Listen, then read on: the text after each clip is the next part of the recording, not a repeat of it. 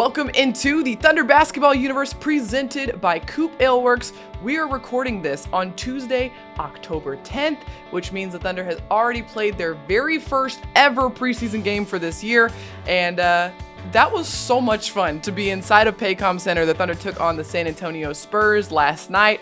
Got to see a lot of faces on the floor for OKC, 17 to be exact, that saw action in that game.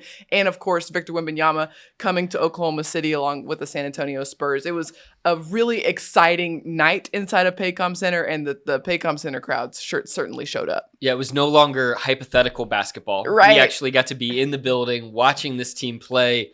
The fans were awesome. It was just so much fun to be back and kind of have that celebration of, hey, the NBA is here in our city and it's back in full swing.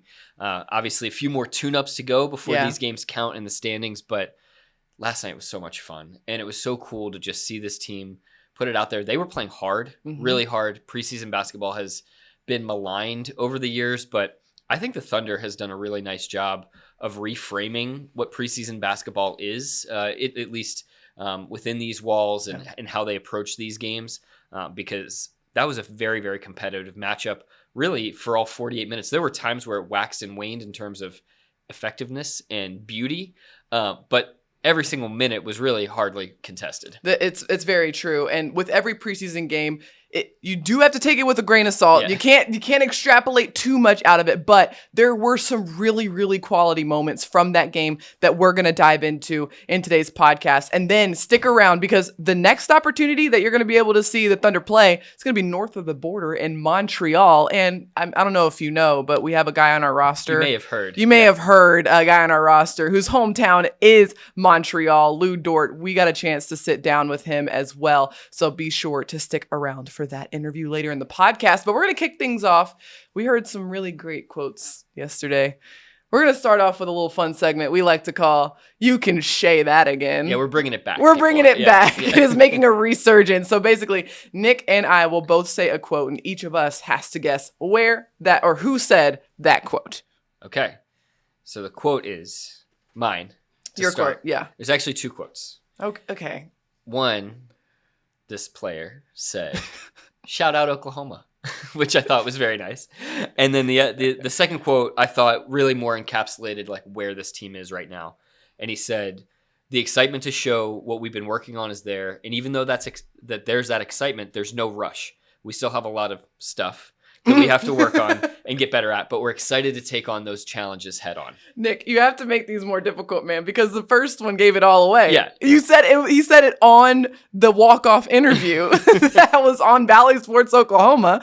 It's Chet Holmgren. And then who could forget the stuff that he said in his post-game interview? His very first post-game interview at Paycom Center. And for those Chet who are listening on Apple or Spotify, we're using quotes for stuff because that's not what he said. You can fill in the blanks. It was a great night. Chet making his debut after a year of going through his rehab and getting back to that return to play and return to performance. I think that we can forgive him one, slip at the mic. And of course, we can't be surprised by the level of gratitude that he showed to his teammates. He pulled J-Dub into his walk-off interview with me. I think we're going to be seeing that a lot this year. Yeah, you're going to be surrounded by a lot of players. He really grabbed him by the wrist. Like, people will like try to grab their kids so they don't run into the wrong store at the mall or something like that. Yeah. And he like brought J-Dub over, and at the very end he said, "Shout out Oklahoma," and it was just like the perfect way to end his walk-off interview. You could tell just how sincere and heartfelt he was about expressing his thanks to the Thunder faithful, who even in post-game, he was talking about the fact that, he heard the cheers from the crowd when he was walking through the layup line or through the lineup, the pregame lineups. And he heard the cheers for his teammates as well. And he was like, last year wasn't what either one of us expected it to be. And yet they still supported me. And I wasn't even out there on the floor. So the fact that I'm out there on the floor now is like my way of like saying thank you, basically, and showing just how grateful I am to have this supportive crowd rallying around me. Yeah. And he had his parents and family, his sisters in the third row as well. And so that was obviously such a special moment for that family who's been through, a lot the last year or so, trying to get, their son and brother kind of into the game again and working back from that injury. And so Chet was amazing in the post-game press conference room between what you just laid out, where he's basically talking directly to the fans, saying like, this isn't what either one of us wanted last year. Yeah. I thought that was very cool. And then his quote, to have the perspective of, this is such a young guy still, to understand, hey, we probably just tried to throw everything out there that we've been working on in one game. We know that that's not realistic to show that, and we've got a long burn ahead of us to try to actually kind of cook all that up, get it all out there for you, and have it be a cohesive product. Yeah. And to understand that that's going to take time, and they can't try to rush that. I just thought, for a guy who had just played his first game to be thinking like that is really impressive. All of these guys have shown such great maturity, especially just during training camp, the early stages of the season where it's easy to hypothesize and speculate and try to get baited into, what's going to happen, expectations, all this stuff. Yeah. These guys are just so grounded and focused on what's in front of them and what's within that locker room. And it's really impressive because these guys are still young. Yeah. We think about the fact that, we've been talking about this has been a young team for the past 3 seasons now. It is still a very young team full of young players, but they're showing a lot of maturity. All right, Paris, what's your quote? All right, I don't know if you're going to get this one. He knows what he does, and he does it with no hesitation. Okay, this is Greg Popovich on Davis Bertans. Dang it. Yes. See, this is a hard game for us to play. We need like Royce or somebody in here because Paris and I are in the same rooms at the same press conference every taking single the same day. Notes. Yes, furiously transcribing, trying to get them all in our spreadsheets and everything to get prepared for the game. That's a very it's a thought I was going to get you. Quote. Yeah, because also it's opposing team coach. Yeah. I don't know. Maybe you weren't taking notes on that one. But no, I should have known. Got to wake up pretty early in the morning to get one past me, Paris. Literally, because I have 3 kids. This is true.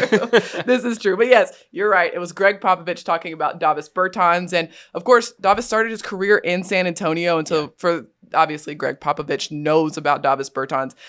The irony of this quote is that Davis Bertans in the third quarter, first of all, hadn't played the entire first half, stepped into the game, and within 55 seconds rips off back-to-back 3-point. Or was it 3 at that point? He hit his first 4. I can't remember how quickly they happened. The 55 seconds. First two happened in 55 seconds, yeah. And forced Greg Popovich to call a timeout at the 11:05 mark of the third quarter. And all I could think about was the quote he said before the game of, Davis Bertans knows what he does when he does it with no hesitation. Yeah, just classic. And I think that there was a little bit of exchange or interplay or at least some eye contact made between them on the court. I saw Davis kind of look back at the Spurs bench as he was walking towards the Thunder huddle. And he told us after the game in the post-game press conference, Davis said that what was going through his mind as he was walking to the huddle when Pop just called a timeout after he rained some threes in on the Spurs were all the times that Pop had to call timeout because of something that he had done wrong on defense. Right. And so he's been kind of on the other side of that equation. This is how the tables have turned. Exactly. But what's so funny is Davis can be self-deprecating that way. He is exceedingly confident. I mean, in some of the times that we've gotten to talk to him, he has a very clear understanding of who he is as a player, what he's good at. And you're dang right that I'm good, and that is the skill. That is the talent that he brings to this team. We talk so often about role definition and players having a true, clear understanding of themselves. Well, here's a veteran who is able to come into this group and know exactly what his job is. And his teammates know what his job is too. That's the other thing about it is it's one thing for Davis to come in there with the confidence and the no hesitation. It's another thing for Ousmane Dieng to be the one to assist on 3 of his made baskets. That is a complete 3 of his 4 made I mean, that goes to show the chemistry that this group is building and the fact that this group is working together to lean into each other's strengths. And Uz is learning really quickly. If that man is open, you give him the ball. Yeah. And I think this team is going to learn that, certainly. Davis has already talked about how excited he is to play with a guy like Josh Giddey and a guy like Vasilije Micic, who Davis gushed about during the media day interview that I had with him. So there's going to be a lot of guys that are going to be looking to find Davis. One thing that I'm excited to ask both him and Chet and Mark Daigneault about is, we saw some things from Chet last night. We were just talking about him earlier, moving off the ball. And what Davis does with his off-ball movement to find those looks from behind the arc. Very curious if some of that might rub off on Chet as he continues to round out his game as a guy that can get himself open off the ball as much as he can on the ball. Yeah, and that would be very, very dangerous to see that come to fruition as well. So we're going to be looking forward to the answers from those questions. We'll keep you posted later on Thunder Basketball Universe at some point down the line. All right, let's get into this first preseason game. Yeah. So much, and we already talked about a lot of it, but the biggest thing was there was obviously so much extracurricular activity around this game, right? I mean, there were so many jerseys surrounding the building. We saw Spurs jerseys coming into the building, obviously a million Thunder jerseys. Yeah. And then the media attention. There was national media there. I mean, there was just so much surrounding this game. But once that ball went up, you could tell the flip was switched, at least for the Thunder, at least, that all right, it's business as usual, and we're proceeding as normal. Yeah, the way that this team handled all of the potential hoopla, lots of scouts in the building, all that kind of stuff, was really strong. Now, they didn't play defensively the way that they wanted to or should have played, but they came back and practiced today like a team who was angry about that. Right. And so Mark Daigneault talked a lot about how the team didn't go into the game really scouting the Spurs or scouting Victor Wembanyama. That was intentional because they wanted to treat that game just like any other game and not make it about anything more than what it was. And then came into practice today with clear eyes about what they didn't do correctly and what they need to really tune up because they gave up 81 points in that first half and did a much, much better job in the second half to come away with a win. And actually, I think only gave up 40 points in that entire second half. Including a 17-point third quarter for the San Antonio Spurs. And I want to talk a little bit about the lineup that the Thunder started the game with because there was no Shai Gilgeous-Alexander in this game. He was out for rest. There was no Aleksej Pokusevski out with an ankle sprain, no Vasilije Micic out with an ankle sprain as well. And so instead of Shai being in that starting lineup, the Thunder started Cason Wallace, the rookie. And this was obviously caught a lot of people by surprise.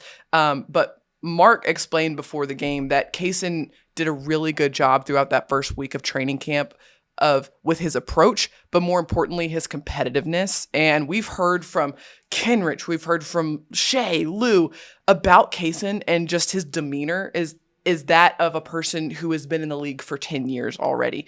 The temperament, he doesn't get rattled, and it didn't seem like he was rattled out there at all. But my favorite scene of all was when his name was called in the pregame lineup. Mario Nani calls his name, our PA announcer, and it's Cason Wallace, and he goes running through the tunnel, but he can't get through the tunnel because his teammates are like hyping him up and like popping him in the shoulder and they were so excited for him, and he was just smiling so big, and I was like, this is such an amazing moment for this rookie. The very first opportunity you get to wear a Thunder jersey, and this is the reception that you get. That's a moment I have to imagine he will never forget. Yeah, and it's a testament to the talent that's assembled in OKC already and all the young talent that it's even remarkable that the number 10 pick in the draft is starting. Is like most other situations, if the number 10 pick in the draft is on the team, starting is not, maybe necessarily something that would be that big of a deal, but given all the talent on this roster already, it was kind of like, oh, wow, I can't,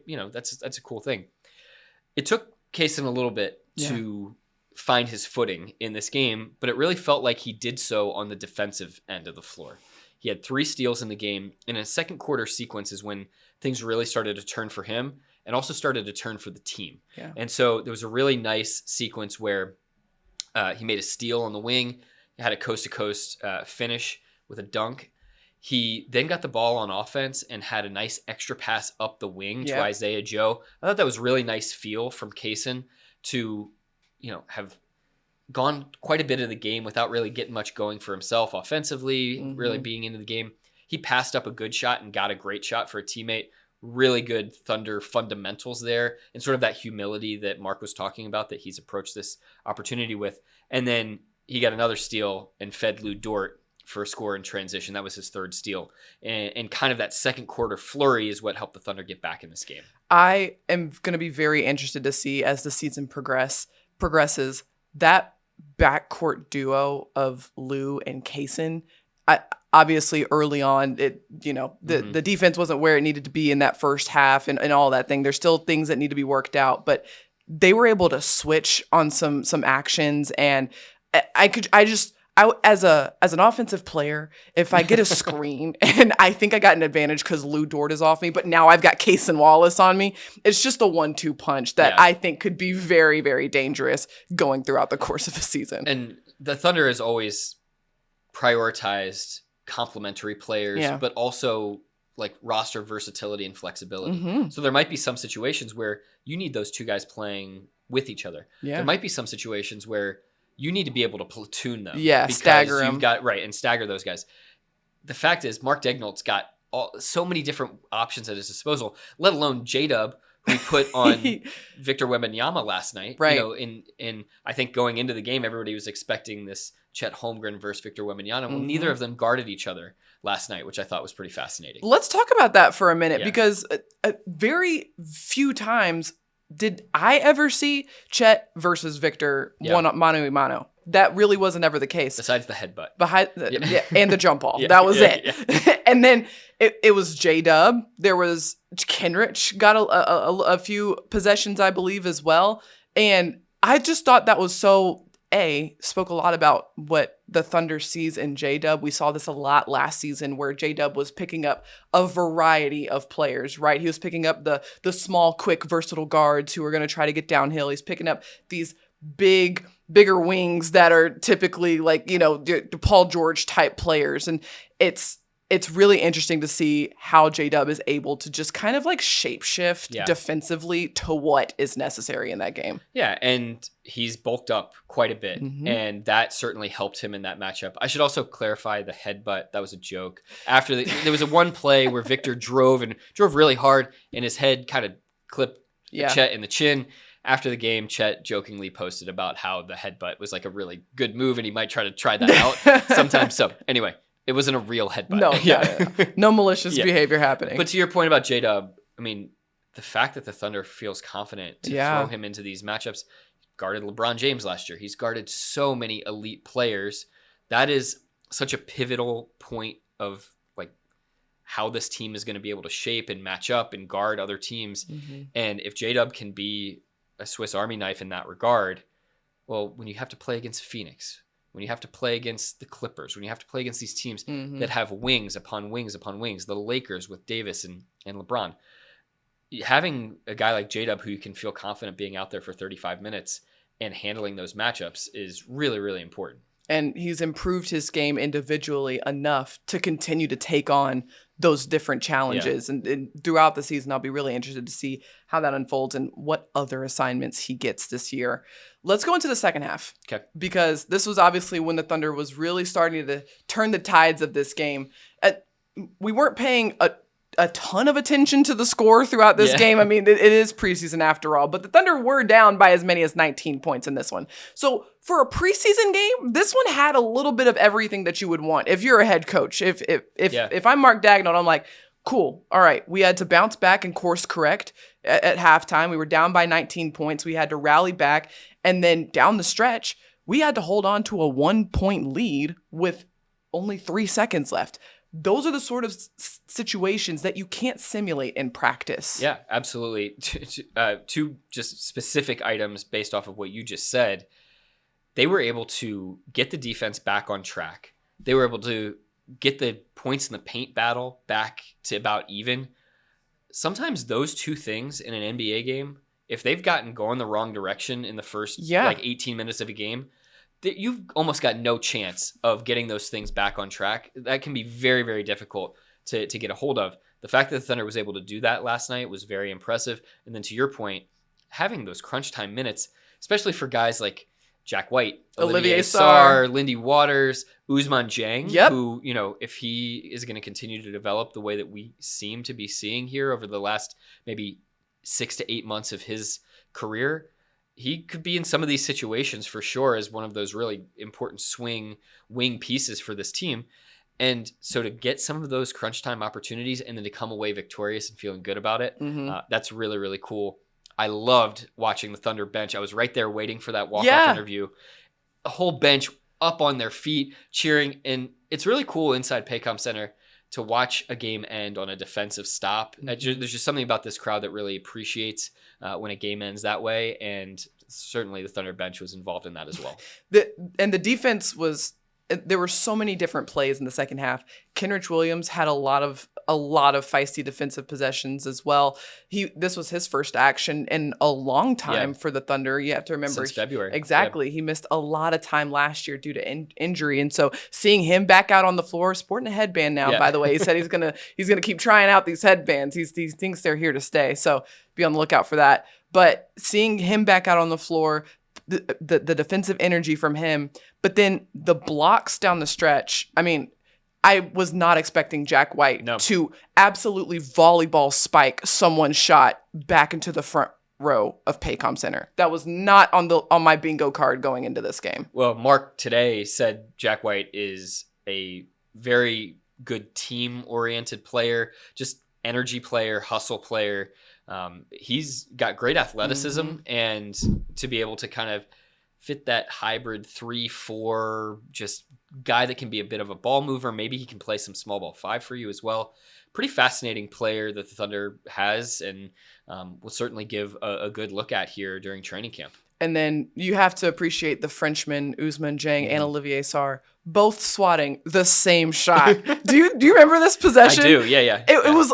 I gave Olivier credit for that one because it looked like he had the hand on the ball, but Ooze was right there with him. I was kind of wondering who actually got credit for it, but I'm not sure that I ever realized who got the block. I don't think I know, okay. But Mark today gave them both credit for that block too. But that was in that final stretch of that fourth quarter where the Thunder, I mean, San Antonio was really trying to rally back and take over the game, and the Thunder got it done through their defense. Yeah, and of course, these games are not about what the final score said, but just from a team building standpoint, it's always great to learn and win. That's something that we've heard around OKC here before, and this is a great opportunity for this team to learn from that first half, be exhilarated and have that camaraderie of victory in the second half, and then be able to be again clear-eyed about it the next day and get ready for what's to come. And what's to come is a game across the border, north of the United States of America, up in Canada, in Lu Dort's hometown of Montreal. I am so excited. I've never been to Montreal before. Have you ever been? Me neither. Nope, never been. I've heard nothing but great things. You better get your French ready. My name might be Paris, Nick. But I don't speak French. Well, Lou and his teammates, Ooze and Olivier, I'm sure that they will give us a quick overview on the flight up to Montreal tomorrow. And we had a chance to talk to Lou as well and get his thoughts on not only this trip that was coming up, but also a ton of things that he's thinking about heading into this season. So an exclusive one-on-one coming at you right after this. COOP Ale Works is the proud sponsor of Thunder Basketball Universe. Brewers of the fan favorites F5 IPA and 99-calorie Ice Chest IPA. You'll find those and many more COOP beers at retailers across Oklahoma. Learn more at coopaleworks.com.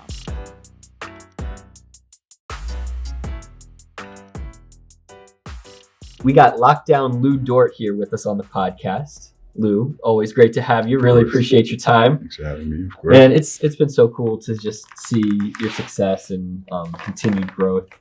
And one of the things that we haven't really gotten a chance to talk about yet is you got to represent your home country this past summer. And I mean, just what an incredible journey Team Canada had.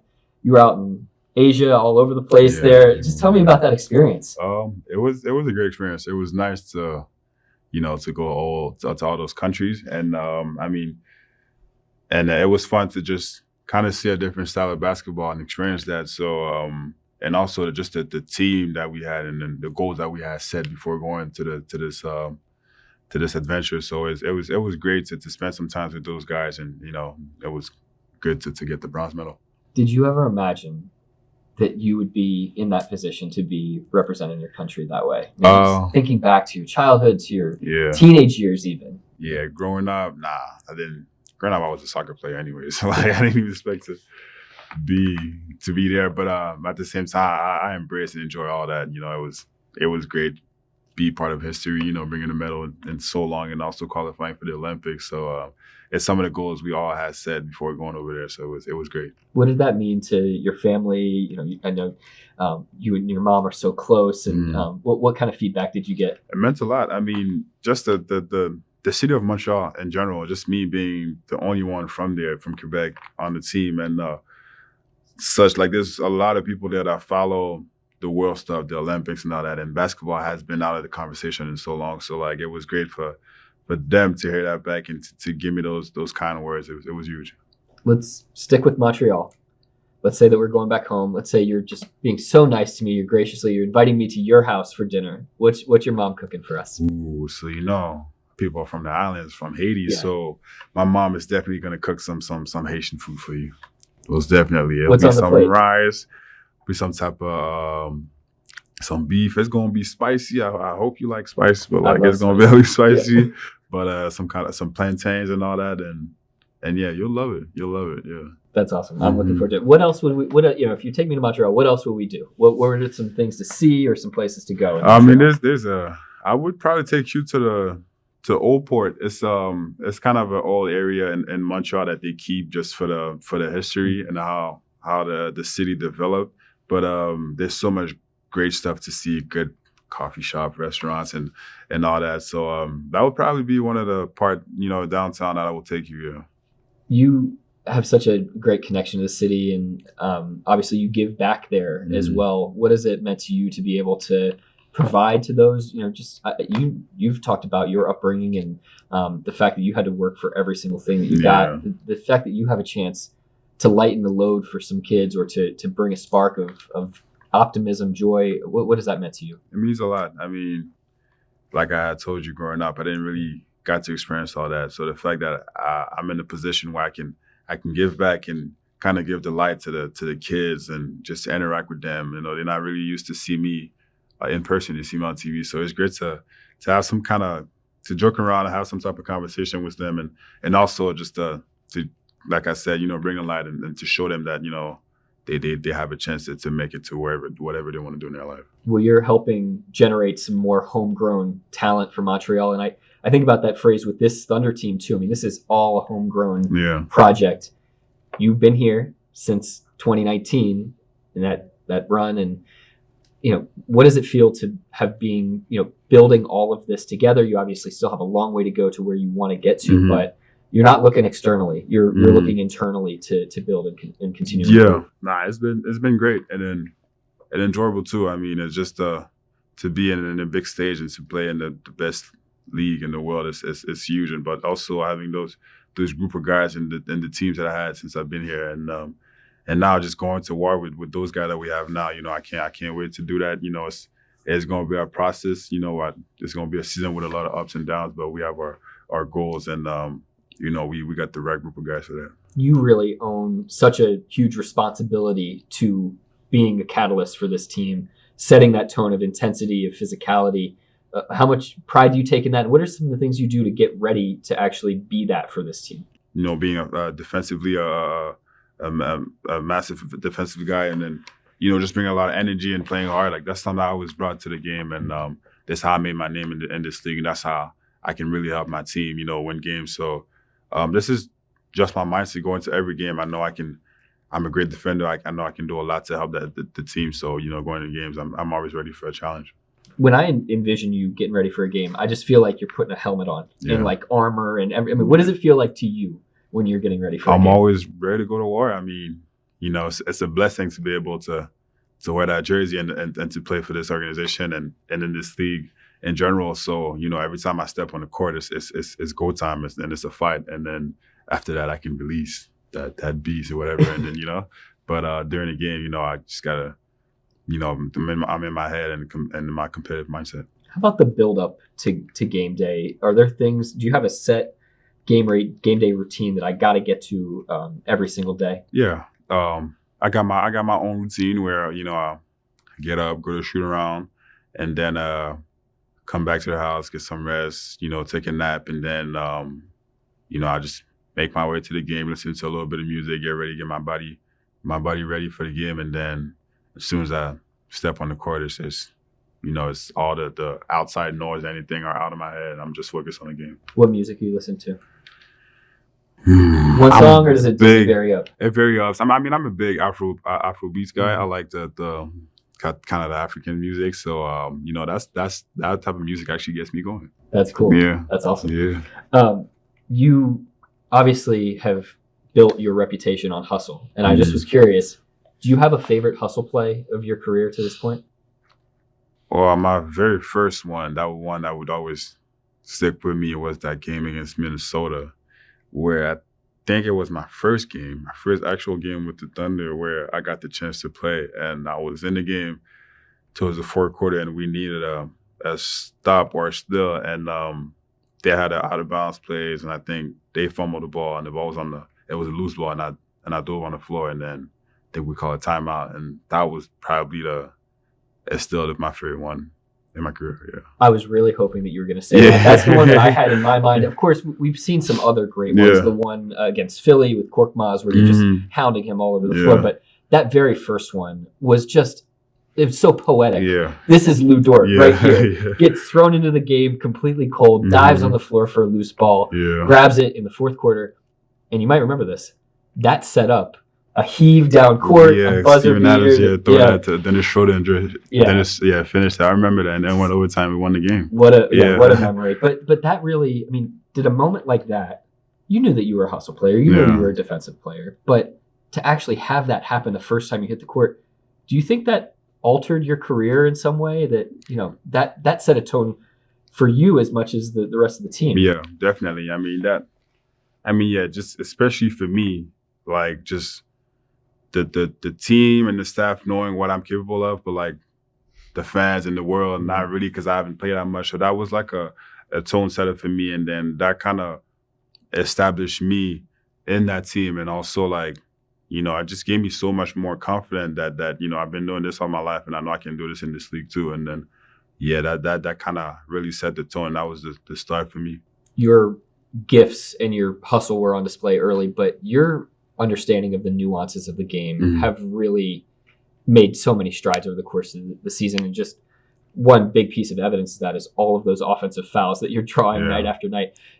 Can you maybe break down some of the nuances of NBA defense that you feel like you've really picked up over the last few years? Well, one of the biggest one is just get over two screens and actually, like, sometimes mixing it up, going over and under, just reading the screen and knowing who I'm guarding at the same time, if it's a really good shooter or whatever. But I've been really good at going over screens and then, being really tight and attached to the body, where if I get hit, it could turn out to be an offensive foul. So this is kind of something that I master, and then it helps every time. I like to do it, especially when we like really need the stops, and it brings a lot of momentum to the team. You mentioned the going over versus going under screens. A lot of times, when you think about guys that you're going to be guarding, the Steph Currys, the Damian Lillards, those are guys that, theoretically, you're not supposed to go under on those guys. But you mix it up some. And what impact do you think that has on just not giving them the same look every single pick and roll? Yeah, those guys are great players, and then they're kind of expecting this type of defense just because they've been doing a great job for so long. So, sometimes it's just a gamble and a guess, just to try some new stuff to kind of throw them off. But, sometimes it works, sometimes it doesn't work, where, I can get in trouble. But it's always good to give, those type of good players some different looks and to see if they can figure it out. So many big men are trying to slide over. They're trying to pin you with their elbow. Have you seen just about everything that you could possibly see in terms of big men trying to get you off of their guard? I think I've seen it all. Yeah, I think I've seen it all. And I watch a lot of film, so I kind of know going into a game what's the big man's going to do. So I definitely see it all. I've seen some good ones. I've seen some bad ones. So now it's in the game. It's it happens where I got to adjust, but I'm pretty sure I've seen it all. Yeah. All we're talking about right here is decision making, basically on the defensive end of the floor. A lot of times we think about that on offense. You've made strides as a decision maker on offense as well. How do you feel like you've been able to take next steps forward on that side too, because you're a key cog in what the team wants to do offensively. I mean, my biggest thing is to make the easy play. You know what I mean? We already have players like that can make great plays, and that can, develop a great offense for us. So my thing now is, as soon as I get the ball, just read the defense, make the easy play, and then really do anything I got to do to make the team win and anything that can impact. So my biggest thing is always to make the easy play. One of the fan favorites, one of the best stories in Thunder basketball history, Lu Dort. Thanks so much for joining us today. Thank you. It's always so nice getting a chance to talk to Lu. I mean, especially when you can tell when he's talking about his hometown of Montreal, he just goes to a completely different space. And we actually got to talk to him at practice today about going to Montreal. And the one thing that he said, he's going to try to get his teammates to try some Haitian food. Yes. But it has to be after the game. Yeah, you can't load up on that before the game, he said. He also talked about how it's really not going to hit him that he's there until after we land tomorrow afternoon. I just think that's so cool. He must be so giddy with this opportunity. He talked about weeks ago, how excited he is, but to really be there and to have an opportunity for the Thunder to be kind of hosting that game. Obviously, the team is going to be extremely grateful for the opportunity that Montreal is providing to be able to host this game there. And Lu, I know, is really going to want to have his team put on a show for those fans there. And he told us at least that he had to get a lot of tickets for this game. It was not cheap. Yeah, a lot of friends and family want to come see Lu play, which makes a lot of sense and is totally fair considering the last time he played an organized game of basketball in his hometown was his junior year of high school. Because you remember, Lu played his senior year in Florida at a prep school. So it has been at least 6 years since Lu has played in Montreal. A lot of people looking to see that guy play. I'm sure some have come down to Toronto over the last few years, but there's nothing like really being at home and